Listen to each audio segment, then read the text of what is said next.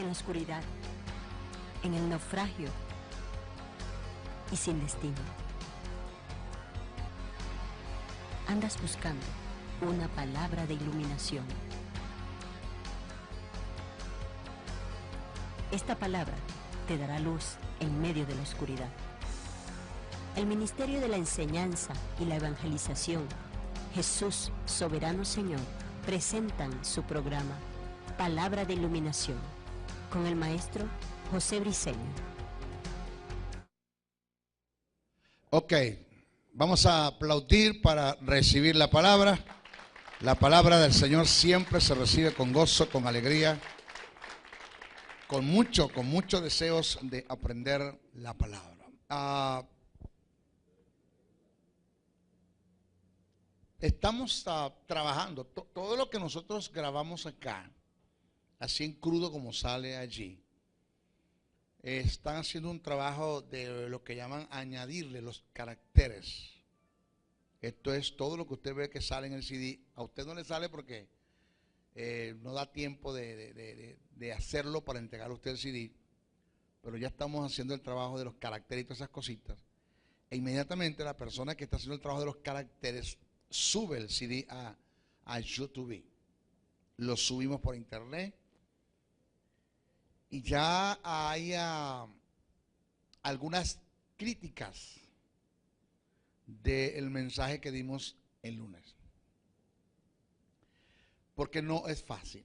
O sea, la gente, prácticamente nuestros predicadores, son muy pocos los que verdaderamente te transmiten, valga la redundancia, la verdadera neumatología. Por decir algo, cuando hablamos de cristología, la mayoría de esos casos lo que te dan es una biografía de Cristo. Una biografía de Cristo de que nació hasta que murió. Pero si hablamos de cristología de alta crítica, que es la que ustedes van a ver en la escuela, ustedes van a escuchar cosas que muy poco las enseñan. No voy a decir que nadie, muy poco las enseña. Yo dije que la presencia del Espíritu de Dios es tan determinante en la congregación para alcanzar éxitos en toda la vida, en todo el propósito de Dios en la vida de los hombres, es tan determinante para alcanzar éxito. Y hablé acerca de la omnipresencia, hablé de la presencia corporal del Espíritu de Dios en la iglesia y hablé de la presencia manifestada del Espíritu de Dios en la iglesia.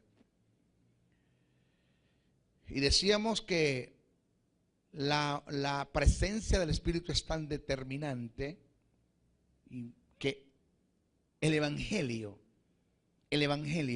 présteme mucha atención, el Evangelio sin la manifestación del poder del Espíritu es una religión más.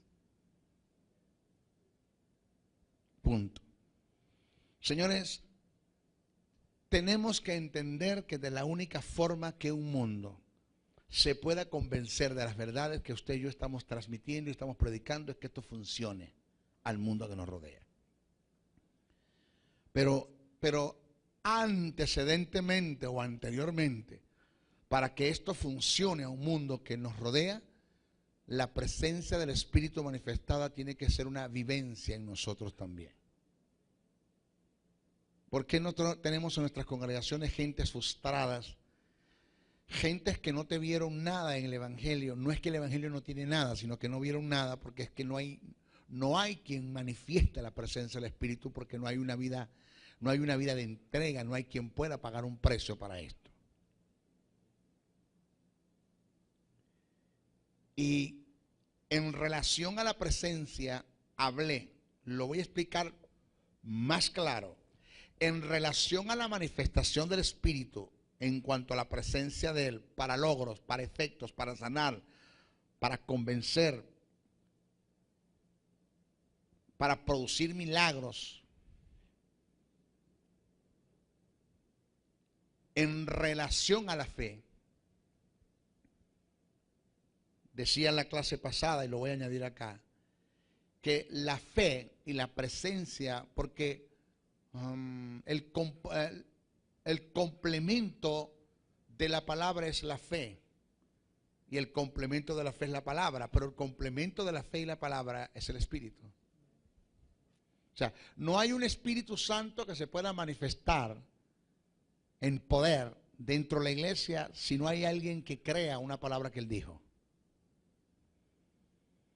Entonces, la fe en una palabra que Dios dijo es tan determinante que ni siquiera la vida de pecado, que esto fue lo que la gente no entendió, ni siquiera la condición de pecado en la vida de un hombre detiene la manifestación del Espíritu cuando hay alguien que cree lo que ese hombre dijo.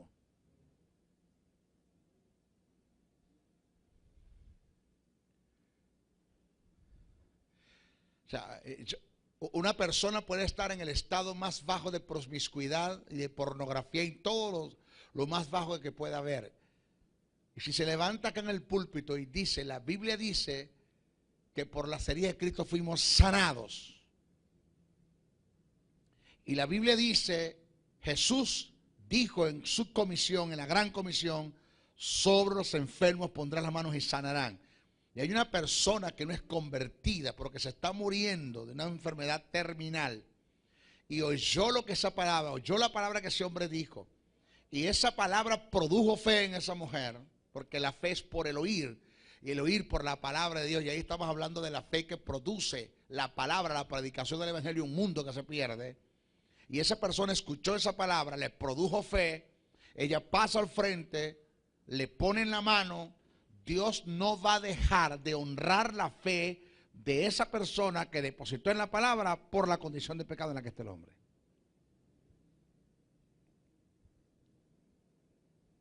Dios va a sanar.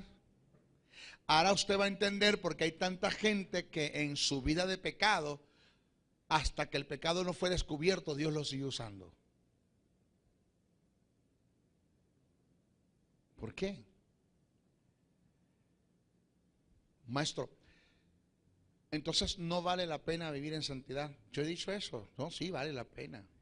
Porque puede ser que en un momento determinante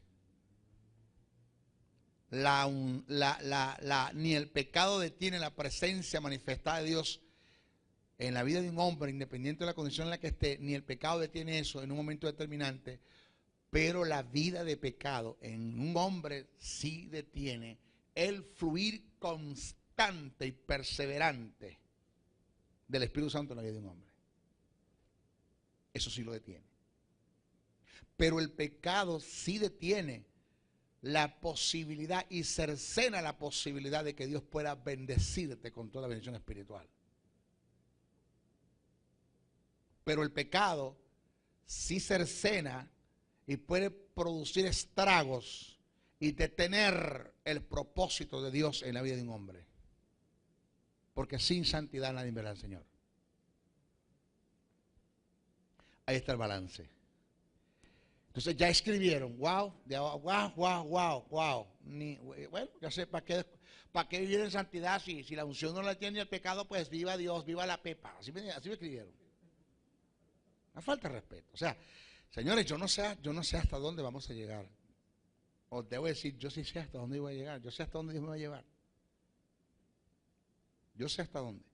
Estoy claro, estoy seguro. Entonces, hoy vamos a continuar el desarrollo.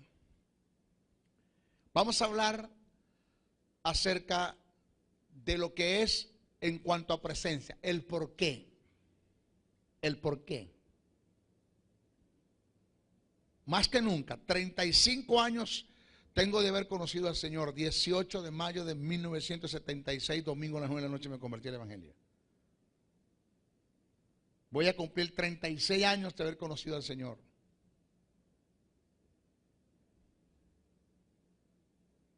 ...24 años de casado... ...20 años en el ministerio... ...y como nunca antes se ha desarrollado... ...en mí una sed... ...de la presencia de Dios en mi vida. Porque no es que nunca lo he entendido... ...sino que ahora más que nunca se me ha iluminado... ...que lo que hace la diferencia en estas cosas en cuanto a Dios se refiere... ...en cuanto al reino, en cuanto a lo relacionado a Dios se refiere... ...lo que hace la diferencia es la manifestación del Espíritu. Más nada. Gracias por el amén. Más nada. Esto no es cuestión de pujar, esto es cuestión de presencia. Ahora, presta atención bien a lo que le voy a decir. Oiga bien ahora. Jamás y nunca una persona en la vida de pecado en la que vive podrá, quebrantando los principios del reino, podrá echar o expulsar un demonio fuera de la vida de un hombre, de una mujer.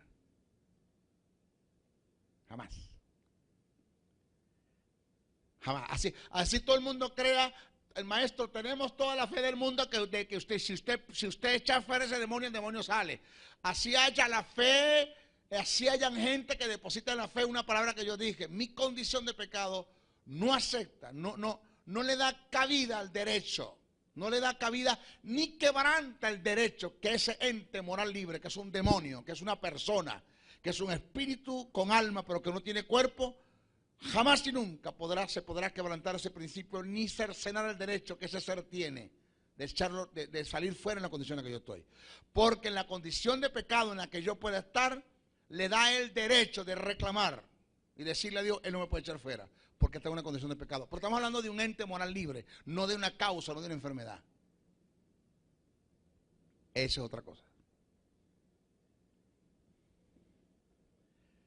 ¿Sí me está agarrando? O sea, puede haber toda la fe del mundo, pero mi condición de pecado no cercena ni le quita el derecho a ese demonio de estar en ese cuerpo, porque ellos reclaman sus derechos. Satanás es un ser caído, amén. Cristo lo venció, amén. Pero tiene derechos que Dios respeta.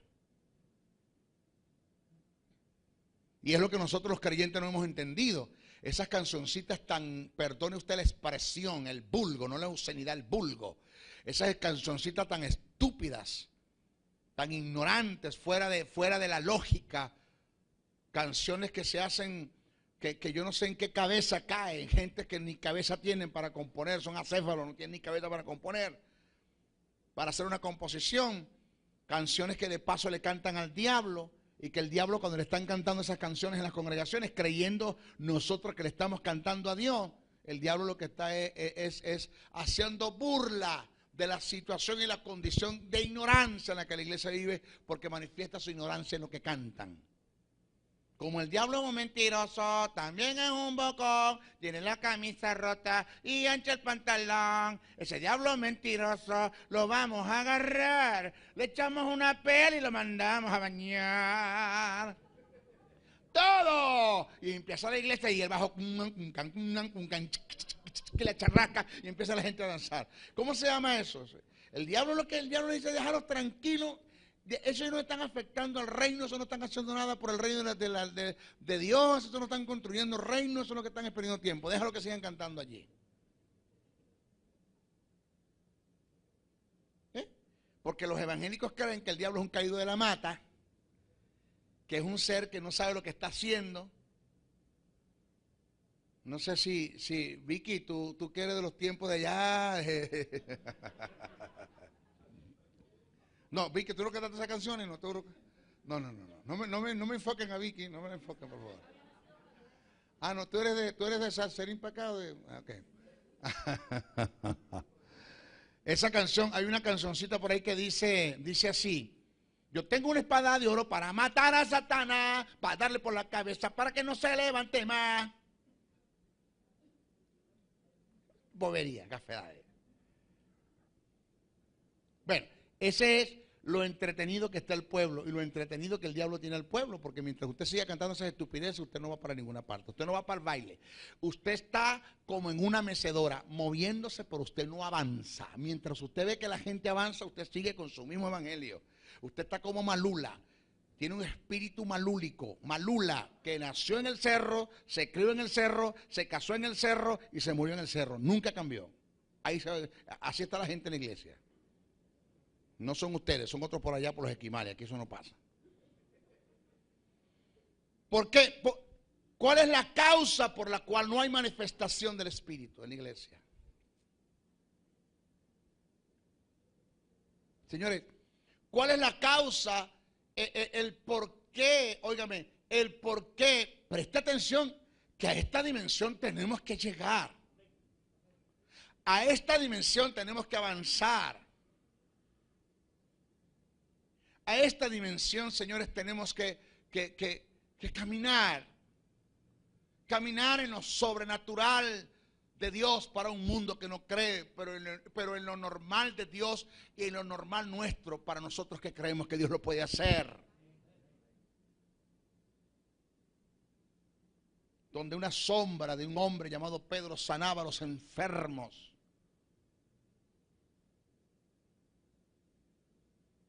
Donde ungían las prendas, los pañuelos, los paños. Pablo imponía las manos sobre los paños, debo decir, colocaba las manos sobre los paños y los llevaban a los enfermos y le colocaban los paños y eran sanados.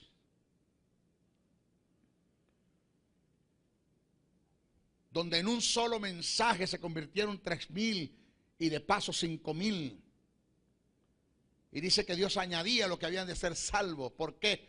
Por la predicación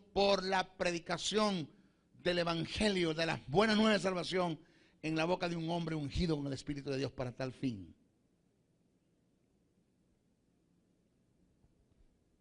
¿Cuándo se va a dar eso? Cuando entendamos esto. Porque no hay conciencia de valor. En cuanto al Espíritu no hay conciencia de valor, no hay conciencia de costo, no hay conciencia de precio.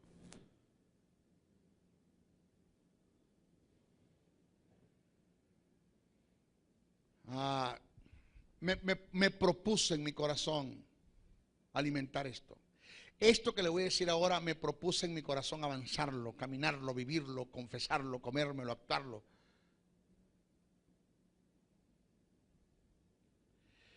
El Señor me dijo hace 2 meses atrás, estoy tratando contigo a ver si logro, porque es que esto no es cuestión de, esto para Dios no es fácil.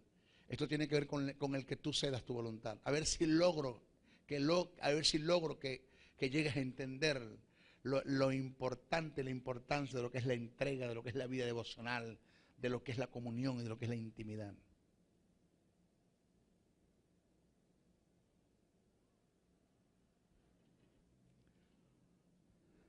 Donde pases más tiempo con el Señor de la obra que en la obra del Señor.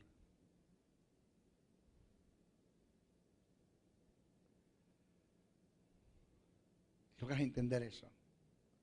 Me dijo, hoy estás pichando para los nacionales y quiero ponerte en las grandes ligas, pero depende de ti.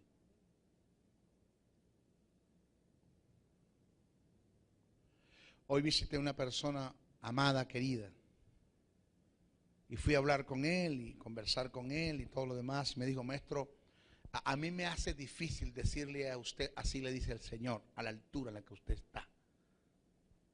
Yo siento un respeto por usted, yo he aprendido mucho de usted,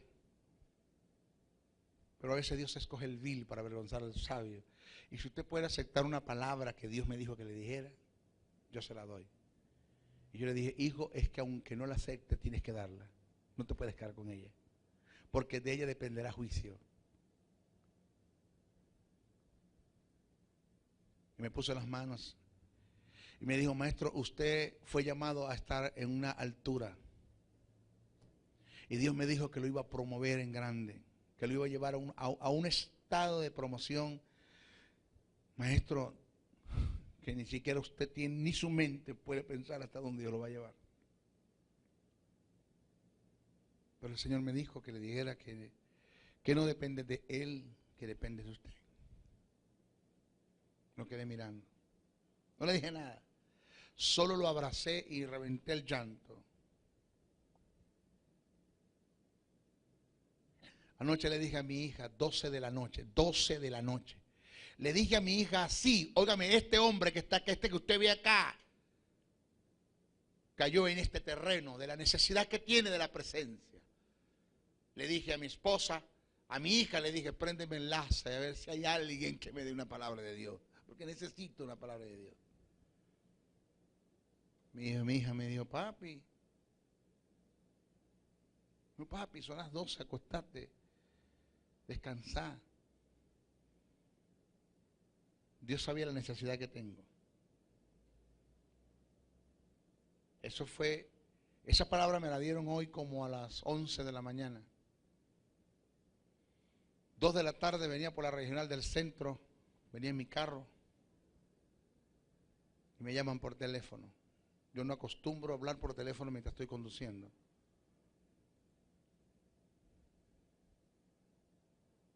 Y tomo el teléfono, digo, aló, maestro Briceño, si le habla fulana de tal, yo no quiero decirle soy profeta, preparar un terreno como para que usted acepte lo que le voy a decir. Solo le voy a dar una palabra que Dios me dijo anoche que se la dijera. Y no he podido dormir, porque darle una palabra para usted no es fácil. Y le hablé con mi esposo, mi amor, Dios me dijo que le dijera esto al maestro, llámalo y díselo inmediatamente. Ese hombre es un hombre sencillo que te va a recibir la palabra, díselo. Digo, dígame hermana, el Señor me dice que te ha llamado a ser maestro de las naciones. Y ya es el tiempo de tu promoción y de tu salida en grande, dice el Señor. Lo mismo que me dijo él, lo mismo que me dijo Dios. Pero ¿de qué depende esto? Depende de la presencia. Depende del quebrantamiento, porque aquí lo importante no es que tú seas promovido. Aquí lo importante es que la gente pueda ver a Dios en ti. Aquí lo importante no es mi promoción, ni mi internacionalismo, ni mi fama. Aquí lo importante es que la gente pueda ver a Dios en ti y que la gente pueda ser testigo y pueda escuchar ese mensaje que Dios te dio en un sitio y que no se puede quedar allí, tiene que salir a la luz, tienes que brillar.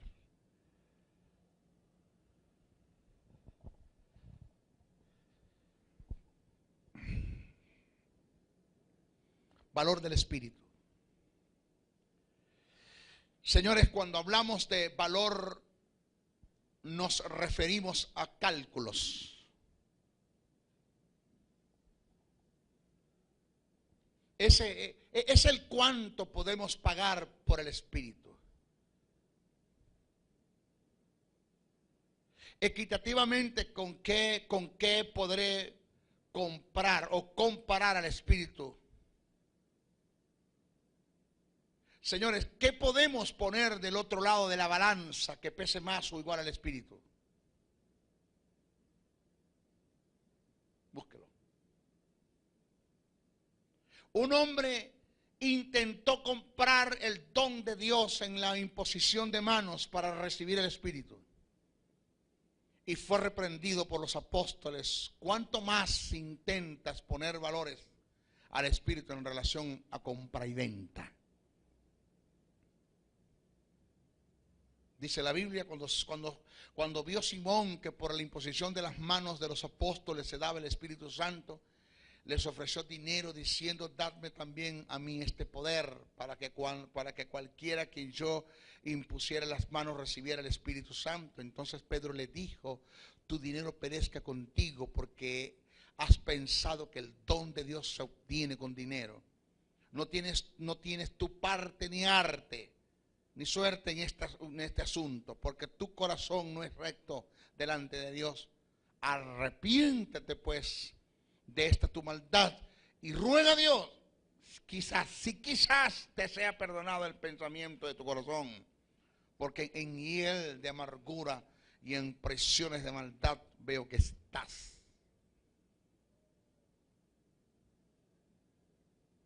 Señores, escuche esto.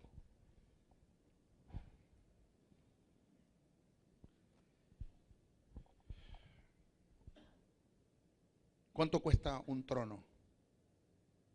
Vamos a hablar del tiempo de los monarcas.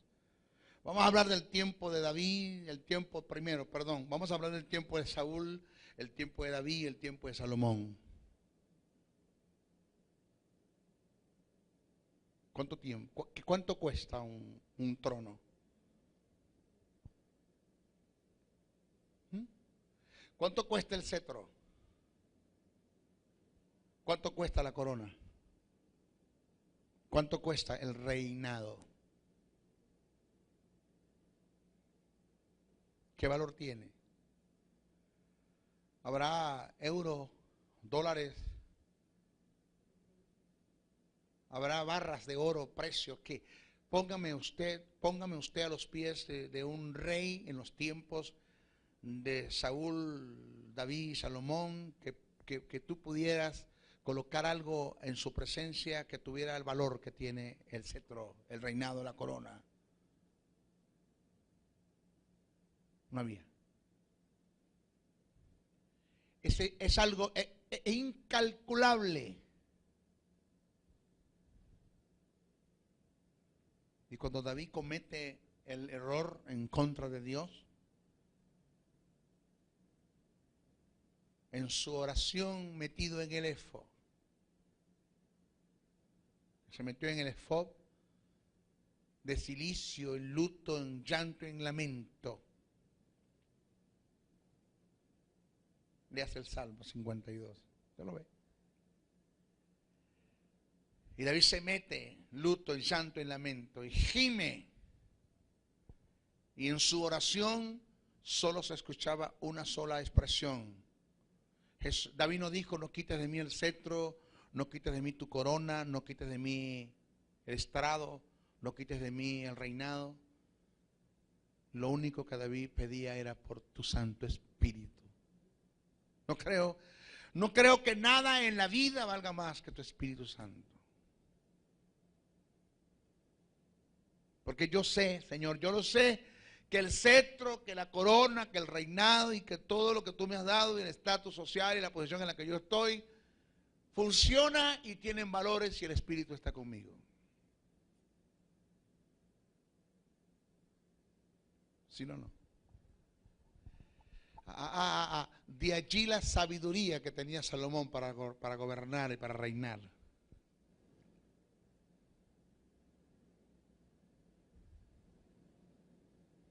Eso Saúl no lo entendió. Saúl no le importó el valor del Espíritu. Saúl eso no lo entendió y perdió todo. David lo entendió. Salomón lo entendió.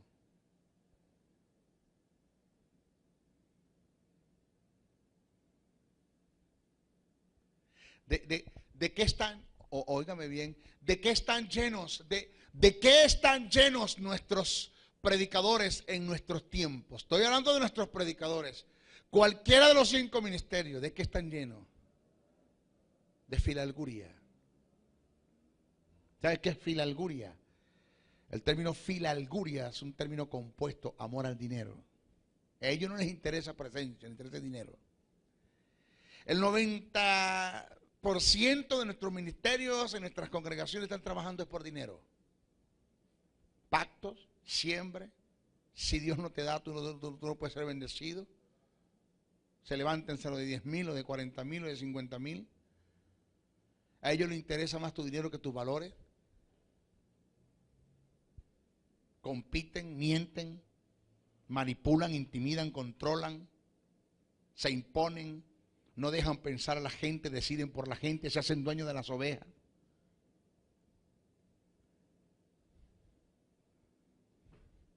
¿Qué te dice esto, hijo?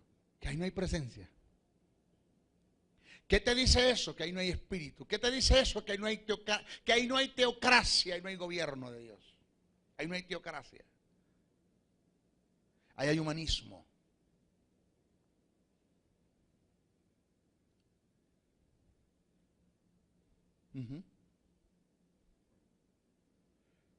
No hay quien se pueda condoler, tener compasión, moverse a misericordia. No hay nada de eso.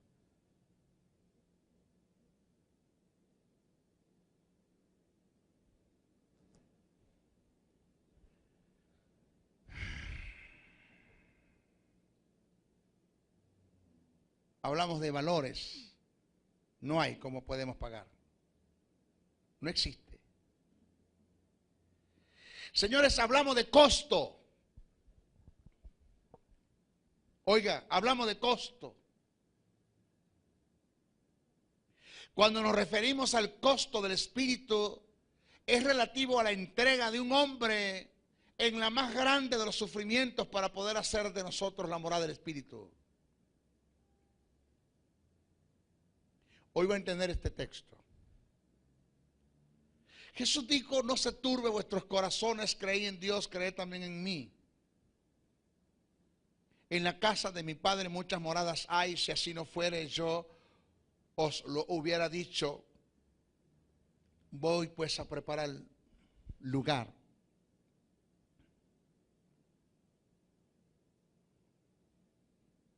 Oiga bien esto, lo que le voy a decir y lo que le voy a enseñar.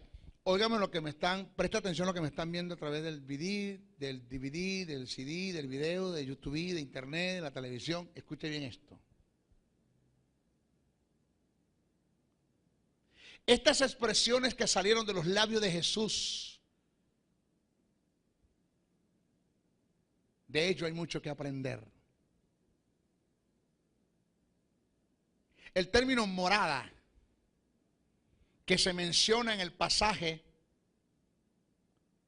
tiene que ver con la universal, tiene que ver con lo universal en relación a la paternidad de Dios.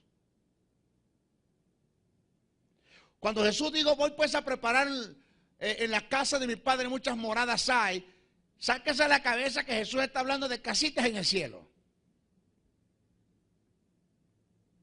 Y cuando Jesús dijo, voy pues a preparar lugar, sáquese de la cabeza que Jesús está hablando que se va a llevar para el cielo un poco de cemento y cabillas y bloques para hacerle casita a los evangélicos. Sáquese eso de la cabeza. Porque de paso le digo algo añadido a este mensaje que tiene que ver con escatología. Bíblicamente la Biblia en ninguna parte dice que nosotros los creyentes vamos a vivir en el cielo. Lo que sí dice la Biblia es que nosotros vamos para el cielo por 7 años a un programa en relación de Dios, Cristo y la iglesia, que es el juicio de la iglesia, los galardones y las bodas del Cordero, porque la fiesta de las bodas del milenio. La iglesia va a pasar la eternidad es en la tierra nueva. Ahí descenderá la nueva Jerusalén. Si usted se cree que usted va a estar en el cielo como Gasparín, volando con una sábana blanca y un orino en la cabeza, usted está bien equivocado. Baje del cielo, usted para allá no va.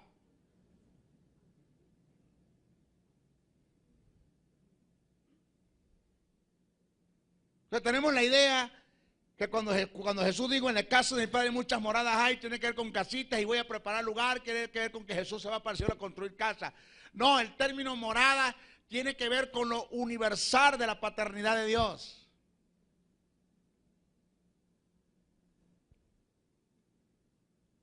Morada, en su más amplio concepto, está relacionado con el regazo, la cobertura, el abrigo paternal que emana de Dios por causa de su amor. Aquí está. Hemos entendido el término morada como casas edificadas que Dios tiene preparadas en el cielo para ser habitadas por sus hijos. Esta posición es totalmente falsa por las razones que da la frase, voy pues a preparar lugar para vosotros. Señores, escuchen bien esto. Si las moradas de las cuales Jesús está hablando son casitas en el cielo, entonces ¿por qué Jesús va a preparar lugar? ¿Ya no están las moradas hechas? ¿No hay un contraste, un posible contraste en esto tomándolo desde el punto de vista literal?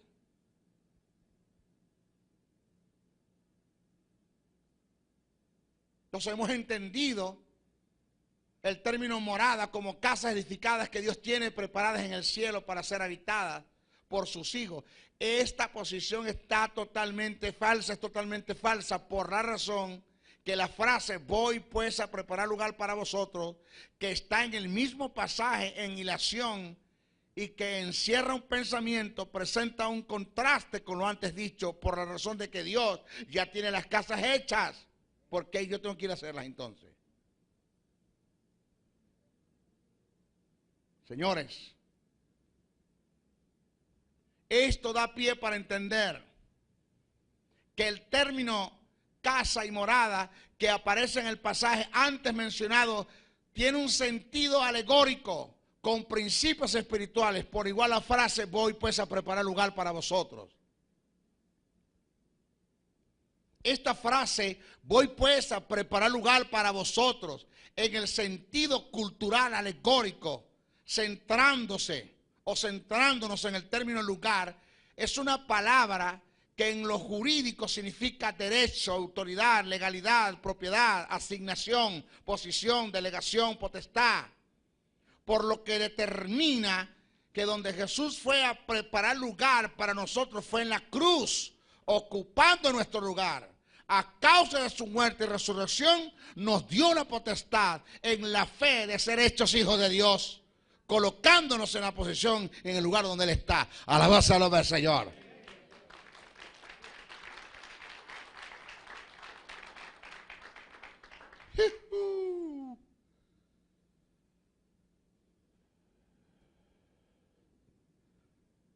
Señores,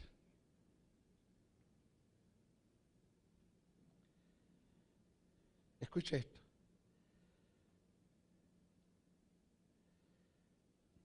Es que una cosa es decir lo que la Biblia dice y otra cosa es decir lo que la Biblia quiere decir. Para entender estas cosas tiene que haber presencia. Para poder tener iluminación de estas verdades tiene que haber presencia, tiene que haber dirección del Espíritu.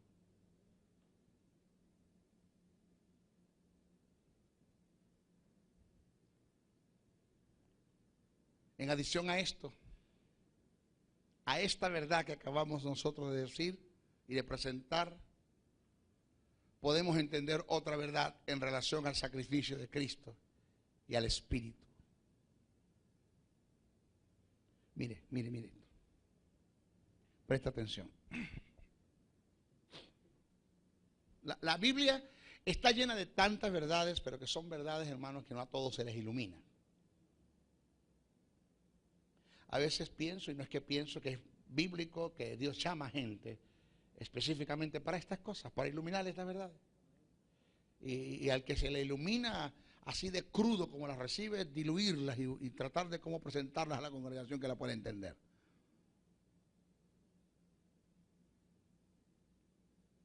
Pedro, en una ocasión Pedro le dijo a Jesús: Señor, enséñanos a orar. Yo sé que usted lo ha leído, lo que me están viendo por el video lo han leído. Señor, enséñanos a orar.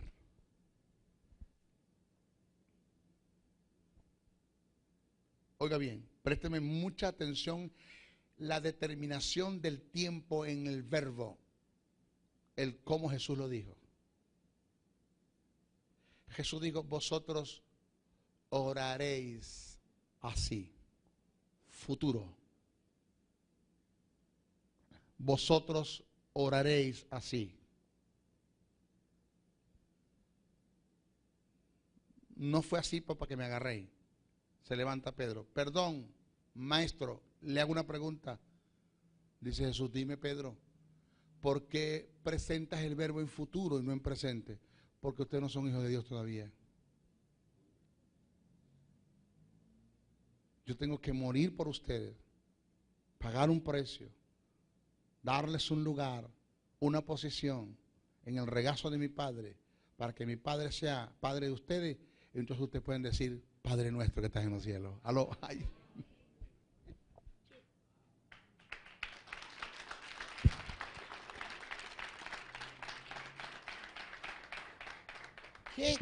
¿De qué estamos hablando? De que ese mismo Jesús que preparó tu lugar en el regazo de Dios para que pasases a ser hijo de Dios y pudieses tener una relación con Dios como hijo y Dios como padre a ti, ese mismo Jesús que pagó un precio que tiene que ver con clavos de 3 pulgadas con la punta roma o bola que traspasaba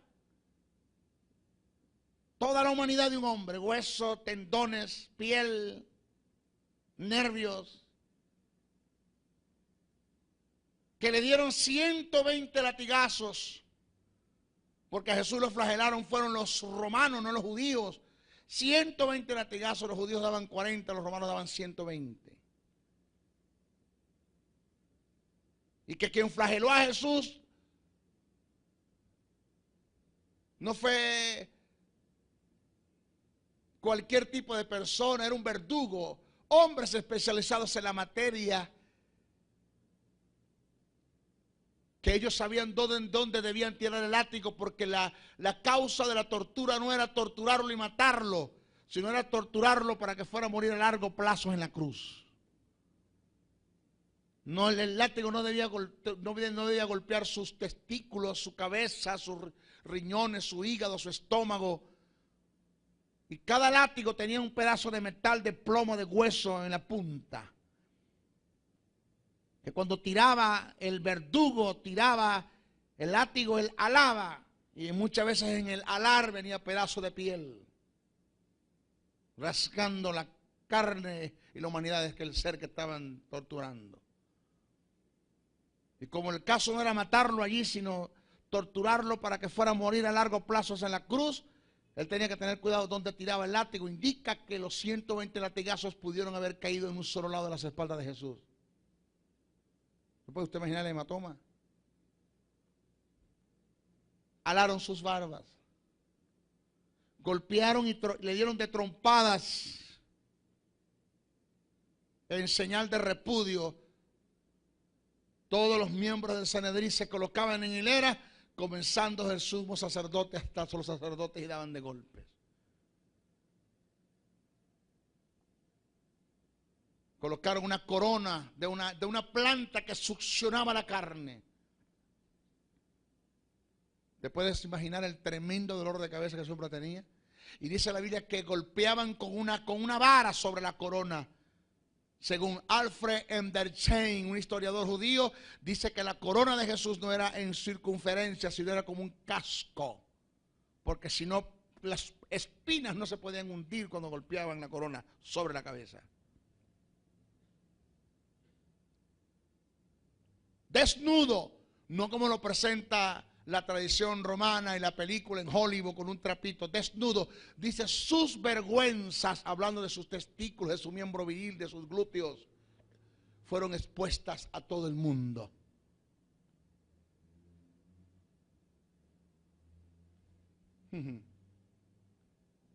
Después de esto, un kilómetro fuera de Jerusalén, al monte del Cráneo, Gólgota, el cráneo, la palabra calavera, el monte de la calavera. Un madero que pesaba 70 kilos aproximadamente. Y no fue que Simón de Cireneo le cargó la cruz, el madero. Simón de Cireneo le ayudó de un lado y otro día se cargó el otro lado.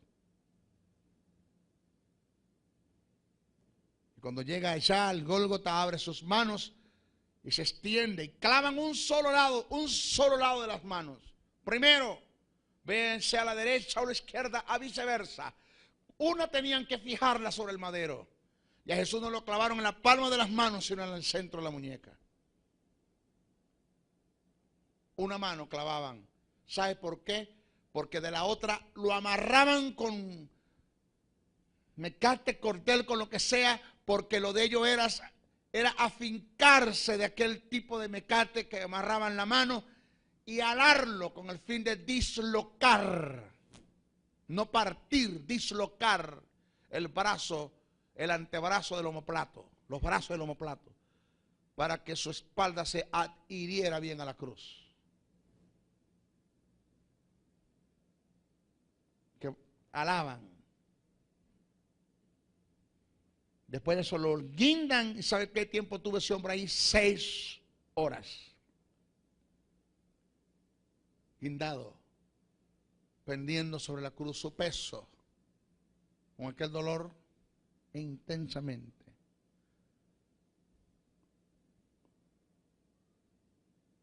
Sus discípulos no están. Los ángeles no están. Busca el refugio del Padre, el Padre lo dejó. Es cuando grita y dice: ¿por qué me has abandonado?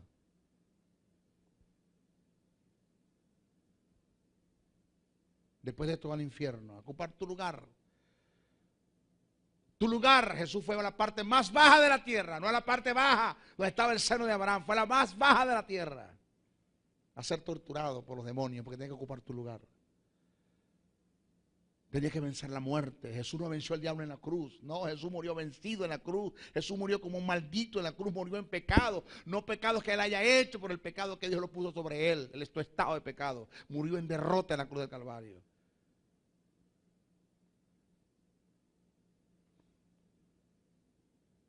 Vencer la muerte. Levantarse.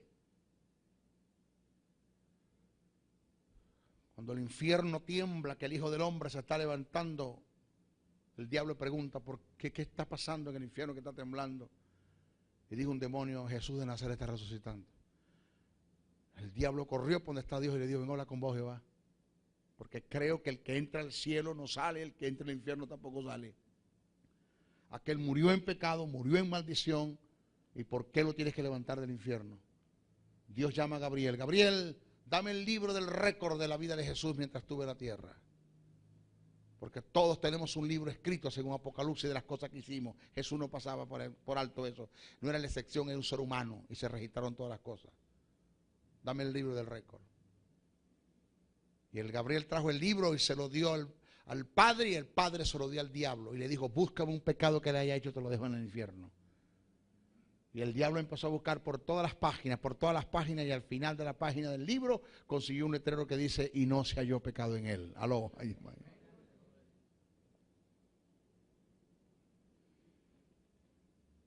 A Adán se le dio un mandamiento, no comas del árbol, y cayó. Jesús cumplió 613 mandamientos. ¿Para qué? Para que tú seas hijo de Dios. ¿Para qué? Para que tú tengas la justicia. ¿Para qué? Para que tú tengas la vida. ¿Para qué? Para que seas testigo del reino. ¿Para qué? Para que empieces a afectar las tinieblas. ¿Para qué? Para que empieces a dar de gracia lo que de gracia recibiste.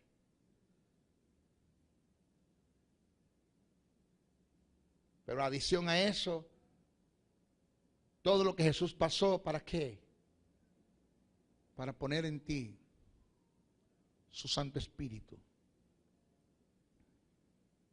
Ese Espíritu que tanto valor tiene y que tanto costó.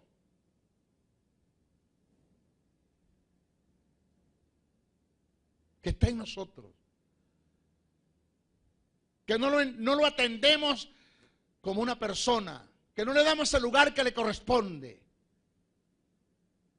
Que no somos capaces de abrir nuestra boca como para adorarlo, alabarlo, porque Pedro dice que el Espíritu Santo por el mundo es blasfemado, pero por la iglesia glorificado. El Espíritu también se merece nuestra adoración. Pero qué vida tú y yo vivimos, sensual, almática, carnal. Nos interesa más el deseo carnal, los pensamientos carnales, la pornografía, la mentira, el engaño, la sensualidad. Dice Romanos 2 que cambiaron la gloria de Dios por la de los hombres. Y por causa de eso fueron entregados.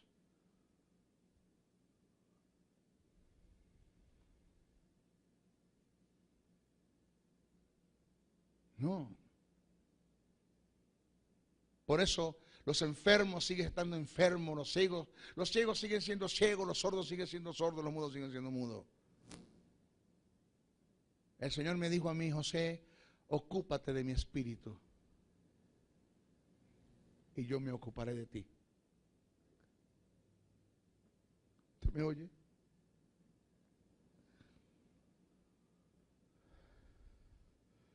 ¿Sabe qué dice la Biblia? Que el Espíritu Santo nos anhela celosamente. Que el Espíritu Santo te anhela. El Espíritu Santo no está esperando que tú le cantes una canción. Él te está esperando a ti. Te anhela. Él anhela que te pares, que te levantes en la mañana y digas buenos días, Espíritu Santo. Él anhela que tú entiendas que solamente Él puede convencer a tu gente, a tu familia. Que entiendo que eso de la promesa, que mi familia está bajo la promesa, que eso es algo circunstancial, que no es trascendental. Eso lo entiendo, que eso no es para nosotros. pero que también entiendo que el Espíritu Santo puede convencer a tus más allegados de pecado cuando tú le das el lugar que le corresponde. En la presencia del Espíritu a través de ti lo va a hacer.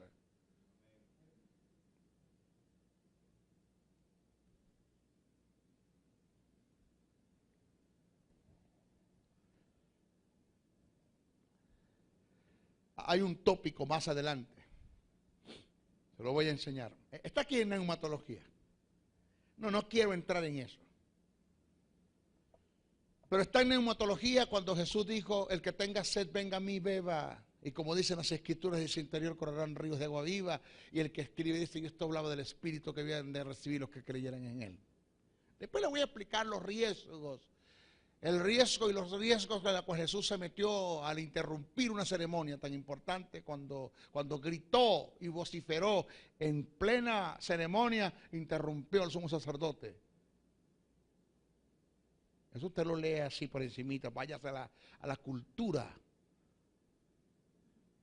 Para que usted se dé cuenta que Jesús lo pudieron haber matado en ese momento, porque era reo de muerte. Lo que Jesús hizo era penado por la ley. Pero Jesús sabía lo que estaba haciendo.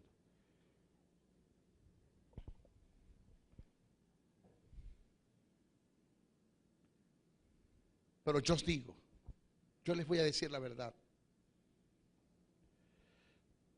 Os conviene que yo me vaya. ¿A qué? A preparar lugar. Mis hijos, porque si no me fuere, ¿a qué? A preparar lugar. El Consolador no vendría a vosotros. Mas si me fuere, ¿a qué? A preparar lugar. Os lo enviaré. Y ese Espíritu que está con vosotros estará en vosotros.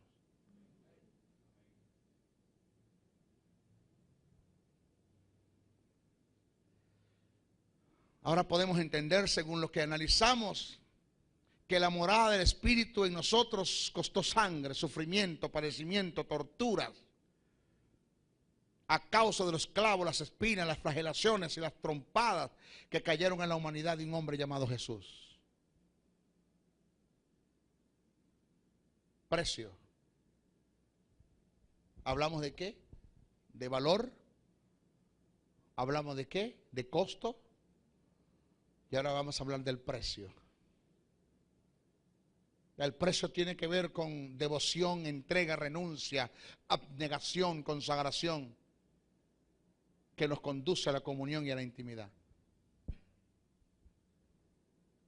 El vivir en contraste a estas virtudes es contristar, apagar, apostatar en contra del Espíritu, cercenando la manifestación de su presencia en nosotros.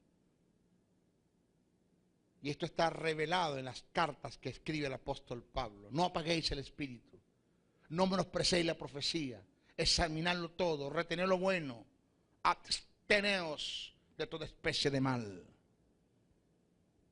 ¿Para qué, Pablo? ¿Para qué? Para que no apagues el Espíritu. Aviva, aviva, aviva, aviva, Señor, dice el que escribe. La palabra avivamiento es un término compuesto que significa un mover vivo del Espíritu. ¿Y sabes cómo viene el avivamiento? Es personal. Personal.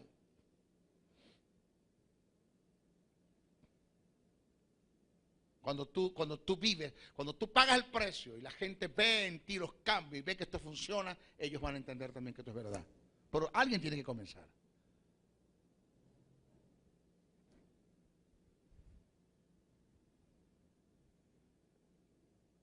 Primera Tesalonicenses 5, 19, 22. Efesios 4, 29, 32 dice: ninguna palabra corrompida salga de vuestra boca, sino la que sea buena para la necesaria edificación, a fin de dar gracias a los oyentes. Y no contristéis al Espíritu Santo de Dios, con el cual fuisteis llamados para el día de la redención. Quítense de vosotros toda amargura, enojo, ira, gritería, maldicencia y toda malicia. Antes, sed benignos los unos a los otros, misericordiosos, perdonando los unos a los otros, como Dios también os perdonó a vosotros. El perdón, la benignidad, la misericordia, el que no haya maldicencia, amargura, enojo, ira, gritería, el que se quite todo eso de nosotros, es lo que va a hacer que no contristemos el Espíritu.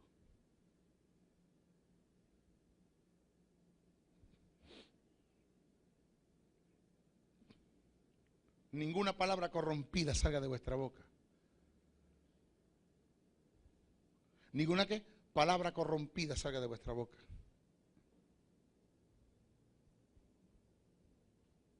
Ahí me llegó un hermano y me dijo, maestro, yo soy muy chistoso. Usted lo ve, usted sabe los chistes que yo siempre he hecho. Me llegó un hermano, maestro, un chiste. Vos sabés que una vez venía Jesucristo, ¿no? Un momentico. Pero no. No me tombes el nombre de Dios en vano. No te enjagues la boca con el nombre de Jesús. No me tomes el nombre ni de Dios, ni de Cristo, ni del Espíritu Santo para los tus chistes. Respeta. El nombre de Dios se respeta.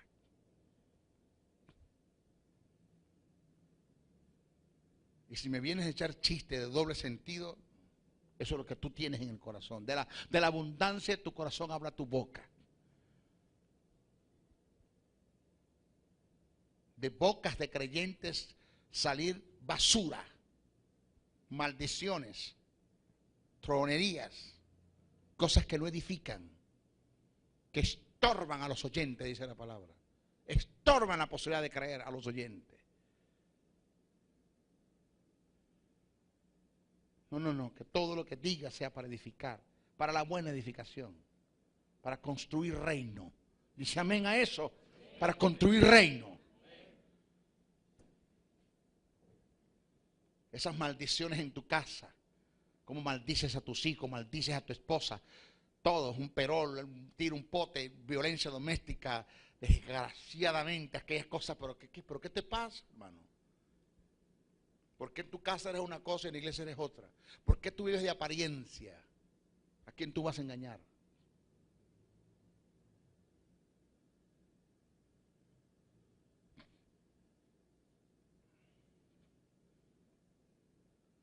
En contraste a todo esto, lo que va a hacer que en ti se manifieste la presencia de Dios es el fruto del Espíritu: amor, gozo, paz, paciencia, benignidad, bondad, fe, mansedumbre, templanza, amando, entendiendo, perdonando, no dándole la lengua, no dándole al chisme, no dándole al brollo, bendiciendo el que te maldice, orando por el que tú traes y te persigue.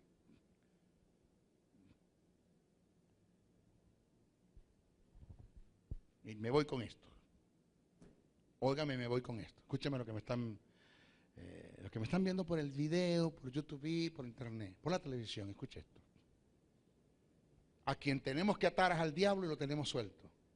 Y el que tiene que estar suelto es el Espíritu, lo tenemos atado. ¿Será que me oyeron ustedes? ¿Sí me oyeron bien?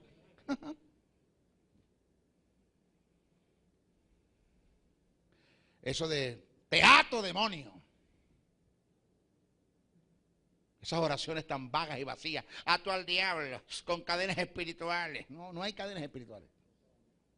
No hay forma de atar al diablo. Porque los evangélicos creen que cuando te dice ato al diablo es que el diablo se va a amarrar y se va a ir todo por ahí, todo amarrado y todo atado. Y yo voy a tener que buscar el que lo desata, porque vamos a tener claro, de cada rato estamos atando al diablo, alguien lo está desatando. Y yo voy a buscar el que lo desata.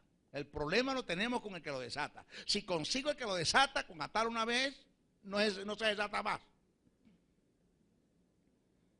No, la palabra atar es el término luo del griego. ¿Sabe qué significa atar? Dejar inoperante. Cuando Jesús dijo, viene el Dios de este siglo y nada tiene en mí. ¿Por qué nada tiene en mí? Porque no le doy lugar en mi vida. Pablo dijo, no deis lugar al diablo. El término lugar es topo, donde viene topografía, donde viene terreno. La palabra dice, no deis terreno al diablo. El diablo no es bueno ni que te metas en su terreno, pero tampoco es bueno que tú le des terreno. Si te metes en tu terreno, pierdes autoridad. Y si lo dejas meter en tu terreno, te despropia. ¿Aló?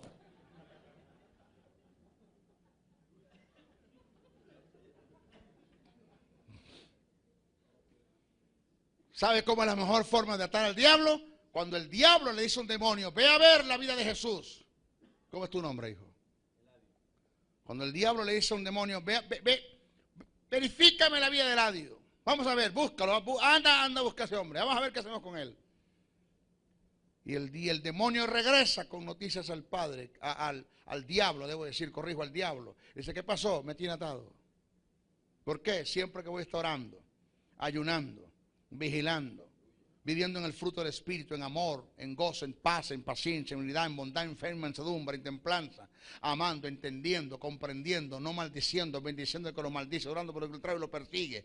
El hombre es bondadoso, es dadivoso, el hombre está pendiente, tiene misericordia, tiene compasión de la gente. Es que no me da lugar, por donde me le meto me tiene atado. Esa es la mejor forma de mantener al diablo atado. ¿Cómo? Viviendo la vida del Espíritu. Alabanza al nombre del Señor.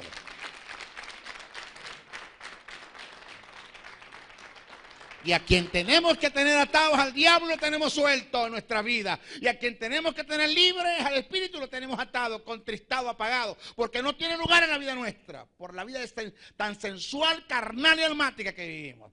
Así no se vive en el espíritu. Y está bueno. Dios no tiene panadería. Se acabó el pan de piquito. Dios tiene reino. Vamos a sujetarnos a los principios del reino. Vamos a vivir en la vida del Espíritu, que esto sí funciona. Vamos a demostrar al mundo que esto sí funciona, que tenemos un Cristo vivo, que tiene ojos y ve, tiene oído y oye, y tiene manos y las mueve con poder. Que Cristo sí es verdad, que vino a la tierra, que pagó un precio, que nos dejó un legado, que estamos representantes del reino y que ha de venir a juzgar los vivos y los muertos. Esto es lo que enseña la palabra.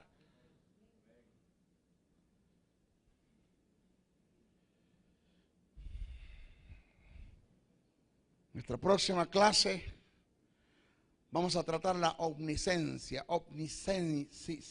del Espíritu. Bendiciones, bendiciones, bendiciones. Que la fe y la presencia, porque el complemento de la palabra es la fe. Y el complemento de la fe es la palabra, pero el complemento de la fe y la palabra es el Espíritu. O sea, no hay un Espíritu Santo que se pueda manifestar en poder dentro de la iglesia si no hay alguien que crea una palabra que él dijo. Entonces, la fe en una palabra que Dios dijo es tan determinante que ni siquiera la vida de pecado, que esto fue lo que la gente no entendió, ni siquiera la condición de pecado en la vida de un hombre detiene la manifestación del Espíritu cuando hay alguien que cree lo que ese hombre dijo.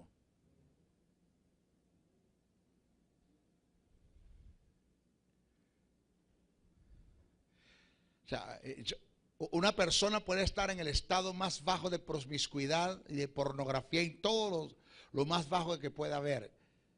Y si se levanta acá en el púlpito y dice, la Biblia dice que por la herida de Cristo fuimos sanados.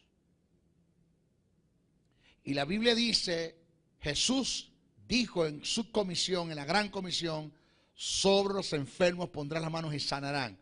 Y hay una persona que no es convertida porque se está muriendo de una enfermedad terminal y oyó oyó la palabra que ese hombre dijo, y esa palabra produjo fe en esa mujer, porque la fe es por el del mensaje que dimos el lunes. Porque no es fácil. O sea, la gente, prácticamente nuestros predicadores, son muy pocos los que verdaderamente te transmiten, valga la redundancia, la verdadera neumatología. Por decir algo, cuando hablamos de cristología, la mayoría de esos casos lo que te dan es una biografía de Cristo. Una biografía de Cristo de que nació hasta que murió. Pero si hablamos de cristología de alta crítica, que es la que ustedes van a ver en la escuela, ustedes van a escuchar cosas que muy poco las enseñan. No voy a decir que nadie, muy poco las enseña. Yo dije que la presencia del Espíritu de Dios es tan determinante en la congregación para alcanzar éxitos en toda la vida, en todo el propósito de Dios en la vida de los hombres, es tan determinante para alcanzar éxito, Y hablé acerca de la omnipresencia, hablé de la presencia corporal del Espíritu de Dios en la iglesia y hablé de la presencia manifestada del Espíritu de Dios en la iglesia. Y decíamos que la presencia del Espíritu es tan determinante y que el Evangelio, présteme mucha atención, el oír por la palabra de Dios, y ahí estamos hablando de la fe que produce la palabra, la predicación del Evangelio, un mundo que se pierde, y esa persona escuchó esa palabra, le produjo fe, ella pasa al frente, le pone en la mano. Dios no va a dejar de honrar la fe de esa persona que depositó en la palabra por la condición de pecado en la que está el hombre.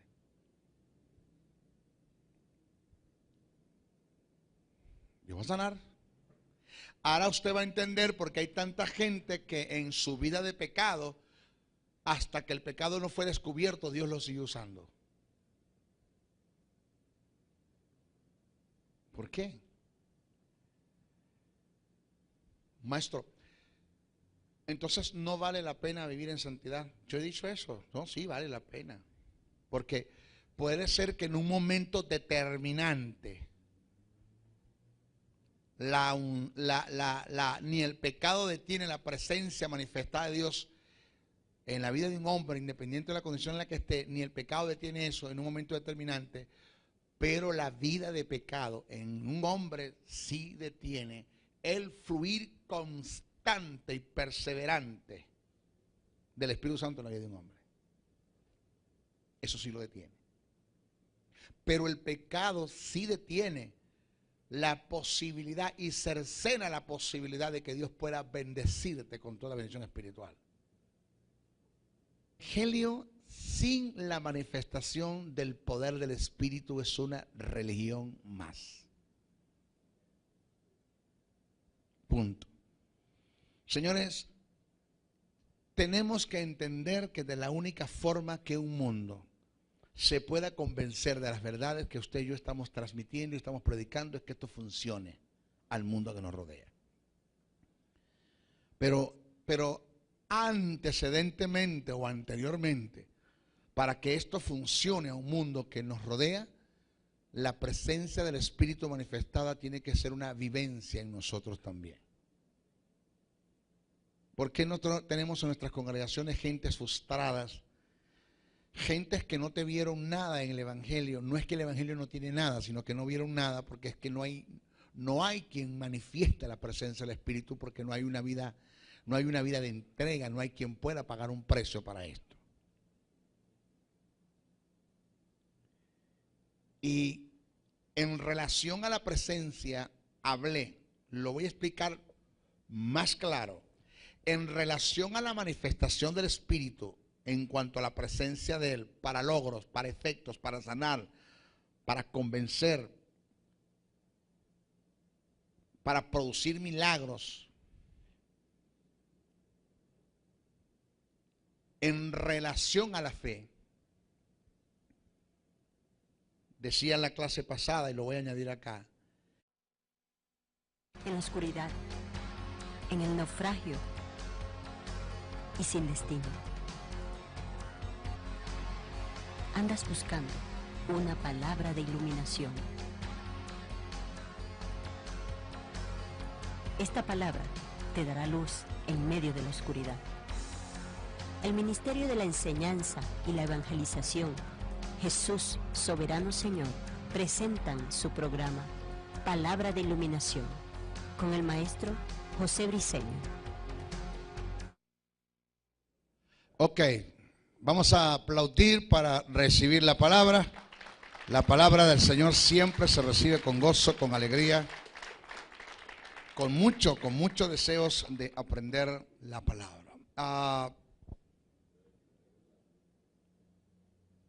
Estamos trabajando, todo lo que nosotros grabamos acá, así en crudo como sale allí, están haciendo un trabajo de lo que llaman añadirle los caracteres. Esto es todo lo que usted ve que sale en el CD. A usted no le sale porque no da tiempo de hacerlo para entregar a usted el CD. pero ya estamos haciendo el trabajo de los caracteres y todas esas cositas. E inmediatamente la persona que está haciendo el trabajo de los caracteres sube el CD a YouTube. Lo subimos por internet y ya hay algunas críticas